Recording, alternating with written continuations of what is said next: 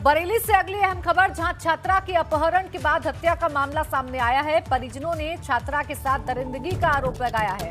खेत में लहूलुहान हालात में मिले छात्रा का शव। क्लास 6वीं में पढ़ती थी छात्रा।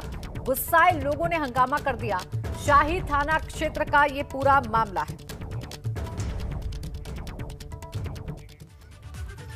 विधानसभा चुनाव को लेकर बीएसपी सुप्रीमो मायावती ने लखनऊ में बड़ी बैठक की। पार्टी से जुड़े विभिन्न समुदाय के वरिष्ठ लोगों के साथ ये बैठक हुई। बैठक में 2022 के विधानसभा चुनाव को लेकर पार्टी पदाधिकारियों के अहम निर्देश दिए गए। मीटिंग में मायावती ने कार्यकर्ताओं को चुनाव के लिए तैयार होने को कहा है। यही नहीं, माया ने पार्टी के लोगों से चुनाव की तैयारी के मद्देनजर फीडबैक भी लिया है। सभी वर्गों में पार्टी का जनाधार बढ़ाने के निर्देश दिए हैं। इस दौरान छोटी छोटी कैडर बैठकों का सिलसिला जारी रखने के भी निर्देश दिए। मायावती ने कहा, पार्टी के लोग कैडर पर भरोसा करें, उन नेताओं पर नहीं जो निजी स्वार्थ को पार्टी हित से ऊपर मानकर बिक जाते हैं। 2022 में होने वाले विधानसभा चुनावों के लिए यूपी भाजपा ने कमर कस ली है। मथुरा के वृंदावन के केशव धाम में तकरीबन 4 घंटे हाई लेवल बैठक हुई। बैठक में राष्ट्रीय उपाध्यक्ष संजीव चौरसिया, संगठन मंत्री सुनील बंसल, प्रदेश महामंत्री अश्विनी त्यागी और क्षेत्रीय अध्यक्ष रजनीकांत माहेश्वरी मौजूद रहे। इसके अलावा 19 जिलों के जिलाध्यक्ष और जिला प्रभारी भी शामिल हुए। बैठक में आगामी विधानसभा चुनावों की रणनीति को लेकर मंथन किया गया। पार्टी के पदाधिकारियों को जो दायित्व दिए गए थे, उनके कार्यों की समीक्षा भी बैठक में की गई और पार्टी के पदाधिकारियों को दिशा निर्देश दिए गए कि कोविड काल में वो गरीब असहाय लोगों की मदद करें, उन्हें उचित इलाज मुहैया कराएं। में जो है 2022 की तैयारी की भी चर्चा हुई है। हमारे विधानसभा के संयोजक, प्रभारी, विधानसभा के संचालन समिति, जो हमारे विस्तारक विधानसभा की तैयारी के लिए जाने वाले हैं, वो इस पर गंभीरता से चर्चा हुई है। पूर्वांचल एक्सप्रेसवे का निरीक्षण करने गाजीपुर पहुंचे औद्योगिक मंत्री सतीश महाना ने मीडिया से बात की और कहा कि एक्सप्रेसवे पूर्वांचल की लाइफलाइन साबित होगा। जुलाई में इस एक्सप्रेसवे पर आवागमन शुरू हो जाएगा और इससे पूर्वांचल की अर्थव्यवस्था में प्रगति होगी। बता दें कि औद्योगिक विकास मंत्री सतीश महाना ने कासिमाबाद में एक्सप्रेसवे का निरीक्षण किया और बाद में लखनऊ रवाना हो गए।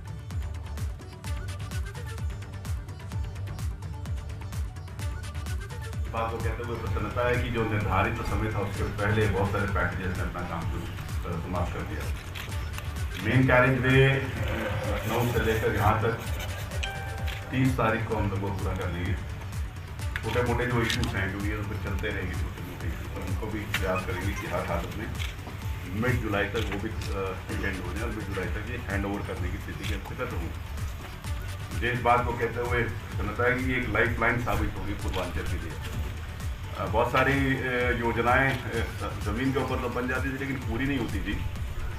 ये इस योजना को जब माननीय प्रधानमंत्री जी ने इसका शिलान्यास किया और जल्दी ही माननीय मुख्यमंत्री जी या मुख्यमंत्री जी माननीय प्रधानमंत्री जी से कहेंगे, जो भी वो निर्णय करेंगे उसके हिसाब से इसका लोकार्पण भी।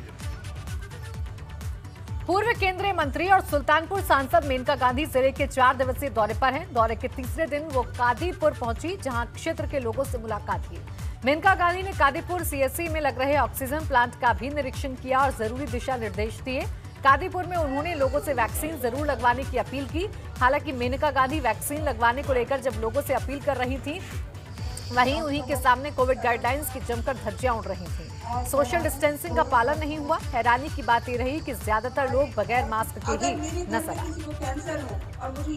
एक वैक्सीन में 10 लोगों के टीके हैं, लेकिन 1 घंटे के अंदर अंदर 10 लोगों को अगर नहीं देंगे तो वो वैक्सीन को फेंकना पड़ता है। अगर आप नहीं चाहोगे तो वो वैक्सीन सब फेंकी जाए और फिर आप रोते रहोगे कि वैक्सीन नहीं मिला, वैक्सीन नहीं मिला। इस वक्त तो मुफ्त में मिल रहा है। 1-1.5 महीने के बाद जब वो 800-1200 रुपए लेना शुरू कर देंगे, जैसे दिल्ली में ले रहे थे, तो फिर आपको पता चलेगा कि क्या होगा। इसलिए जाकर के आज के दिन भी मोतीगढ़ से कादीपुर जहां भी वो दे रहे हैं वहां पहुंच जाओ और टीकाकरण अपना करवा लो। गाजियाबाद के बिजली सब स्टेशन पर आज प्रदेश के ऊर्जा मंत्री श्रीकांत शर्मा पहुंचे और सब स्टेशन का निरीक्षण किया। इस दौरान वहां मौजूद अधिकारियों से बातचीत की और बिजली से संबंधित सेवाओं को दुरुस्त करने की बात करते दिखे। वहीं ऊर्जा मंत्री ने बयान दिया कि जो लोग कोरोना काल में आर्थिक रूप से कमजोर हो गए हैं, उस बिजली विभाग उनको रियायत देने पर विचार करेगा। बिजली, पर्याप्त बिजली, निर्बाध बिजली और सस्ती बिजली का संकल्प हमारी सरकार का है। और पूर्व सरकार में 16,000 मेगावाट भी ढंग से डिमांड को पूरा नहीं किया जा सकता था। आज हम 23,000 मेगावाट से ज़्यादा की जो डिमांड है उसको पूरा कर रहे हैं। ग्रामीण क्षेत्रों में 54% की हम लोगों ने आपूर्ति में वृद्धि की है। ट्रांसफार्मर की क्षमता वृद्धि की है। आयात क्षमता हम लोगों ने बढ़ाई है। ग्रिड की क्षमता हमने बढ़ाई है। और अब खबर मऊ से, जहां जिला प्रभारी मंत्री सुरेश पासी ने जिला चिकित्सालय का निरीक्षण किया और तीसरी लहर की आशंकाओं के मद्देनजर तैयारियों को देखा। प्रभारी मंत्री ने जिला स्तरीय RT-PCR लैब की स्थापना का भी निरीक्षण किया। और अब खबर प्रतापगढ़ से, जहां की तस्वीर देखकर आप यही कहेंगे कि अगर ऐसे ही हालात रहे तो कोरोना की तीसरी लहर आने से कोई भी नहीं रोक सकता है। जहां वैक्सीनेशन केंद्रों पर उमड़ रही भीड़ को नियंत्रित करने वाला कोई नहीं है। जिले में कोरोना वैक्सीनेशन को रफ्तार देने के लिए शहर और ग्रामीण हर स्वास्थ्य केंद्र और अस्पतालों में सेंटर बनाकर वैक्सीनेशन किया जा रहा है। इसी सिलसिले में शहर के पंजाबी मोहल्ले में गुरुद्वारे में वैक्सीनेशन सेंटर बनाया गया, जहां कोरोना टीका लगवाने के लिए लोगों में उत्साह तो देखा गया, लेकिन टीका लगवाने आए लोगों ने सोशल डिस्टेंसिंग की पूरी तरह से धज्जियां उड़ा दी। बहराइच में जिलाधिकारी ने ट्रॉमा सेंटर पर कोरोना टीकाकरण का जायजा लिया, जहां 18 से लेकर 44 साल के लोगों का टीकाकरण किया जा रहा है। इस दौरान उन्होंने लोगों से अपील की कि वो टीकाकरण जरूर करवाएं, क्योंकि इसका कोई साइड इफेक्ट नहीं है। साथ ही उन्होंने मास्क, सोशल डिस्टेंसिंग और सैनिटाइजर के इस्तेमाल की भी अपील की। जिलाधिकारी दिनेश चंद्र ने कहा कि लोग भीड़भाड़ वाले इलाकों में जाने से बचें। डीएम का कहना है कि अब तक बहराइच में 3 लाख से ज्यादा लोगों का टीकाकरण हो चुका है और टीका को लेकर जो भ्रम है उसे दूर करने के लिए ब्रांड एम्बेसडर बनाकर घर घर प्रचार प्रसार कराया जाएगा। इसके लिए धर्मगुरुओं का भी सहारा लिया जाएगा। जनता के माध्यम से, उनके धर्मगुरुओं के माध्यम से, जनप्रतिनिधि गण के माध्यम से एक अवेयरनेस पैदा कर रहे हैं और विशेष रूप से उनके माध्यम से जिनका टीकाकरण हुआ है, हम उनको ब्रांड एम्बेसडर बनाकर घर घर भेजेंगे जिनको टीकाकरण हो चुका है। कोरोना काल में बहुत सारे लोगों पर दुखों का पहाड़ टूट पड़ा है। किसी की कोरोना से जान चली गई तो किसी ने व्यापार में नुकसान होने पर जान दे दी, तो किसी ने कर्ज अधिक होने की वजह से मौत को गले लगा लिया। ऐसा ही एक मामला बरेली से सामने आया, जहां कर्ज ना चुका पाने से एक सेल्समैन संजीव ने अपनी जान दे दी। उस पर डिस्ट्रीब्यूटर के 1 लाख रुपयों का उधार था। कुछ दिनों पहले उसने भाई के 20,000 का कर्ज लिया था भाई से, और कर्ज ना चुका पाने की वजह से उसने जहर खाकर जान दे दी। हमारे चाचा जी थे, उन्होंने कुछ खा लिया था, ये नहीं पता क्या खा लिया, और कर्ज वाले परेशान कर रहे थे इसलिए उन्होंने कुछ खा लिया। काफ़ी ब्याज के भी चल रहे थे, पता दे चुके थे ब्याज के। कौन लोग हैं जो परेशान करते थे उनको? वो उनके नाम बता दूंगा, अभी पता नहीं है। अभी तक जो प्राप्त जानकारी दी से ये पता लगा है और इनकी पत्नी के द्वारा बताया गया है कि ये किराने के सेल्समैन का काम करते थे और जो बिस्किट डिस्ट्रीब्यूटर हैं उनके यहाँ लगभग 1 लाख रुपए बकाया था, और इनके जो भाई हैं उनका भी इनके ऊपर लगभग 20,000 रुपये बकाया था। सबको पोस्टमार्टम के लिए मोर्चरी में भेज दिया गया है। प्रतापगढ़ से एक ऐसा मामला सामने आया है, जहां जमीनी विवाद के बीच एक भाई ने दूसरे भाई की जमीन में कोरोना मंदिर बनवा दिया। यही नहीं, कोरोना मंदिर पर पूजा अर्चना कर इसका खूब प्रचार प्रसार भी किया, लेकिन भाई ने इसकी शिकायत सांगीपुर कोतवाली में कर दी, जिसके बाद प्रशासन ने मामले को संज्ञान में लेते हुए रातों रात कोरोना मंदिर को हटवाया। ये मामला जूही शुक्लपुर का है। अमरोहा में अधिकारियों ने लापरवाही की इंतहा कर दी। यहां उपचुनाव में मृतक शिक्षकों की ड्यूटी लगा दी गई। ये मामला तब खुला जब पोलिंग पार्टियों की रवानगी हुई, जिसके बाद आनन फानन में ड्यूटी पत्र वापस कराकर दूसरे शिक्षकों की ड्यूटी लगाई गई। खुद डीएम ने इस लापरवाही की पुष्टि की है। दरअसल अमरोहा जिले में 6 ब्लॉक क्षेत्र के तहत आने वाले 4 ग्राम प्रधान पद और 177 ग्राम पंचायत सदस्यों का उपचुनाव हुआ। ये ड्यूटी इसी के तहत लगाई गई थी, और जब पोल खुली तो भूल सुधार के लिए दूसरे लोगों की ड्यूटी लगाई गई। हमारे कर्मचारी सूची बनती है, उसमें उनका नाम रहा है, और कोरोना में जानते हैं अभी तत्काल में कई घटनाएं हुई हैं, तो ऐसा लगता है कि वो उनके नाम अभी उसमें से कट नहीं पाए थे।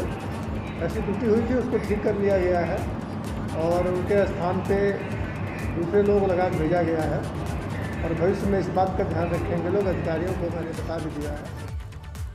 आजमगढ़ में शराब की दुकान पर कोविड-19 के दिशा निर्देशों का पालन नहीं हो रहा। बिना मास्क और बिना सोशल डिस्टेंसिंग के शराब की दुकानों पर लोगों की भीड़ उमड़ पड़ी। सोशल डिस्टेंसिंग के पालन करवाने के दावे प्रशासन के पूरी तरीके से फेल दिखे। शहर कोतवाली क्षेत्र के गोला मंडी शराब ठेके पर दिख रही है कोविड-19 के दिशा निर्देशों का उल्लंघन कर रही भीड़। सीतापुर के महमूदाबाद ब्लॉक संसाधन केंद्र में सरकारी स्कूलों के बच्चों को बांटने के लिए भेजी गई किताबें और अन्य सामग्री कमरे में कूड़े की तरह पड़ी मिली। अब जब इसका वीडियो सोशल मीडिया पर वायरल हो रहा है, वीडियो सुर्खियों में आने के बाद अधिकारियों के होश फाख्ता हो गए।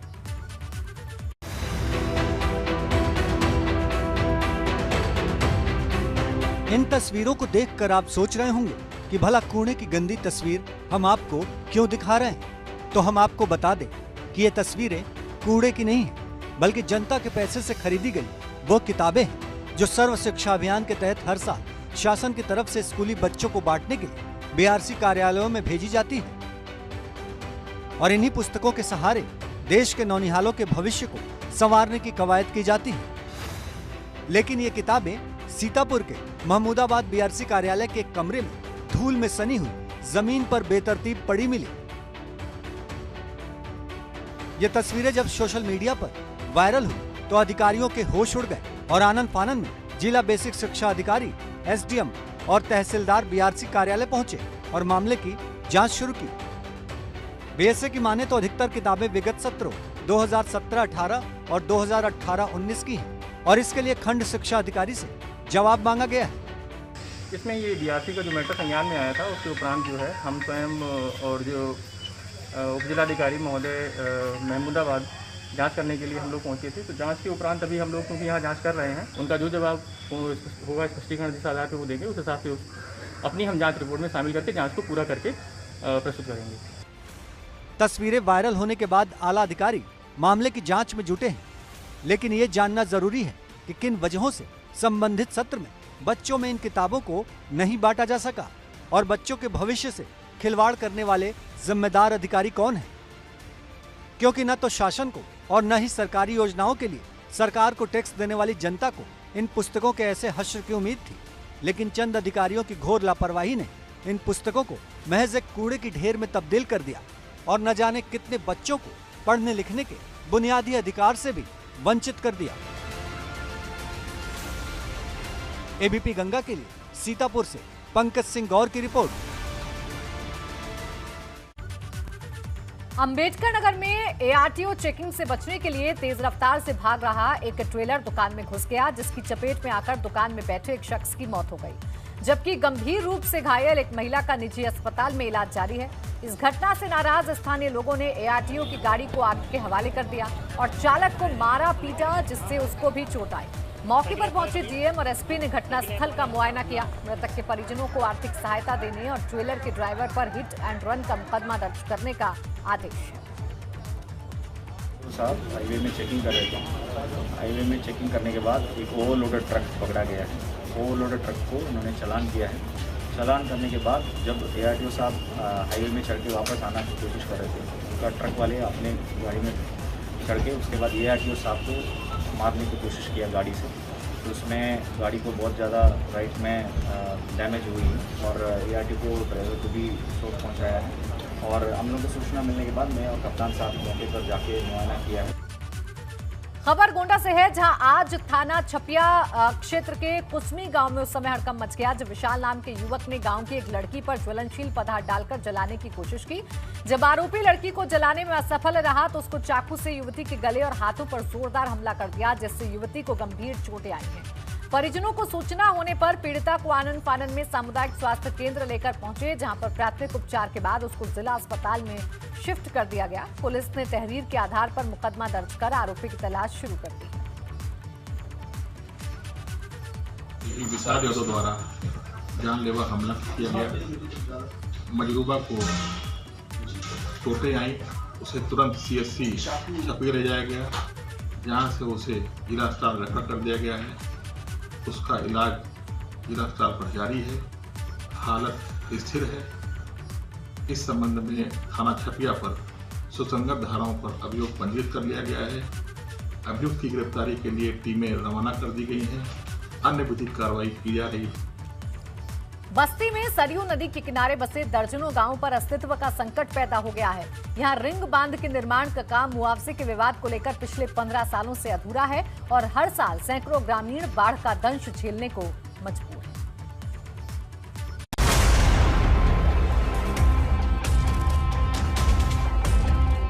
पिछले 15 साल में प्रदेश में कई सरकारें आई और चली गई, मगर किसी भी सरकार की तरफ से एक बांध को पूरा नहीं कराया जा सका। ग्रामीणों से मुआवजे के विवाद के चलते प्रशासन की तरफ से लगभग 4 किलोमीटर तक रिंग बांध को छोड़कर आगे बांध का निर्माण करा दिया गया, लेकिन इस 4 किलोमीटर में बांध न होने की वजह से हर साल सरयू नदी जमकर तबाही मचाती है और काफी नुकसान भी करती है। जिस तरह से धीरे धीरे सरयू नदी के किनारे बसे दर्जनों गाँव नदी में विलीन हो गए और आज हालत ऐसी कि 6 से अधिक गांवों के अस्तित्व पर खतरा मंडराने लगा है।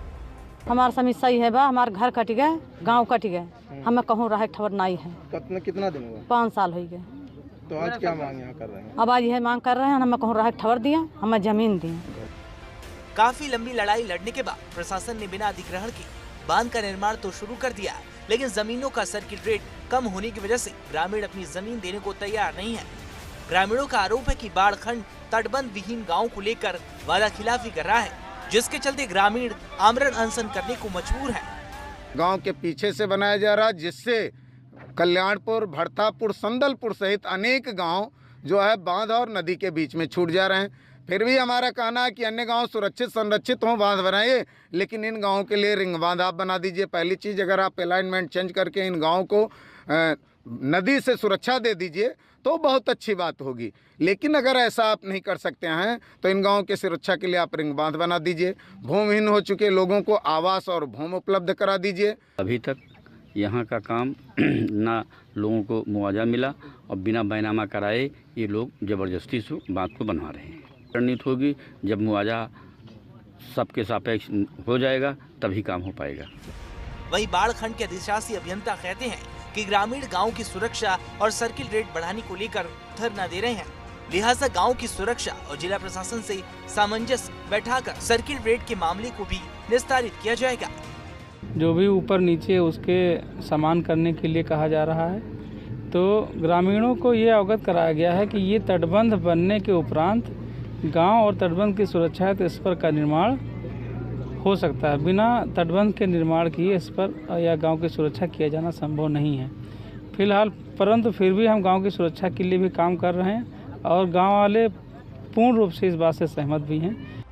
ग्रामीणों की मुआवजे की मांग और प्रशासनिक हिला-हवाली के बीच पिछले 15 सालों से बांध का निर्माण कार्य रोका पड़ा है। ऐसे में जरूरत है कि प्रशासन गंभीरता से इस मामले को सुलझाने के लिए कोई ठोस कदम उठाए, ताकि हर साल दर्जनों गांवों को भीषण बाढ़ और कटान की त्रासदी झेलने को मजबूर होना न पड़े। एबीपी गंगा के लिए बस्ती से सतीश श्रीवास्तव की रिपोर्ट। बड़ी खबर इस वक्त मिल रही है। यूपी में तंबाकू वेंडर लाइसेंस पॉलिसी को मंजूरी मिल गई है। सभी नगर निगमों में लाइसेंस की शुरुआत होगी। तंबाकू के उत्पाद बेचने के लिए लाइसेंस होगा। अब नगर निगम से लाइसेंस लेना होगा। यूपी के नगर विकास विभाग ने आदेश निकाला है।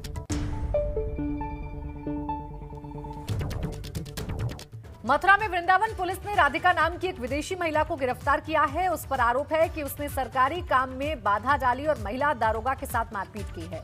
दरअसल नगर निगम की टीम और पुलिस कल चीर घाट पर अतिक्रमण हटाने पहुंची थी। तभी अतिक्रमण हटाने का विरोध करने के लिए ये विदेशी महिला बुलेट पर सवार होकर मौके पर पहुंच गई और उसने महिला दारोगा के साथ मारपीट की है। मामला वृंदावन कोतवाली इलाके के यमुना किनारे का है।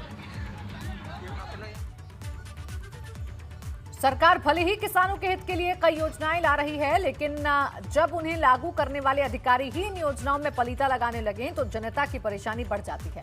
ताजा मामला सीएम सिटी गोरखपुर का है, जहां महीनों की मेहनत के बाद फसल तैयार कर जब किसान क्रय केंद्र पहुंचे तो वहां बिचौलिए हावी दिखे और क्रय केंद्र प्रभारी धड़ल्ले से उनका गेहूं खरीद रहे थे।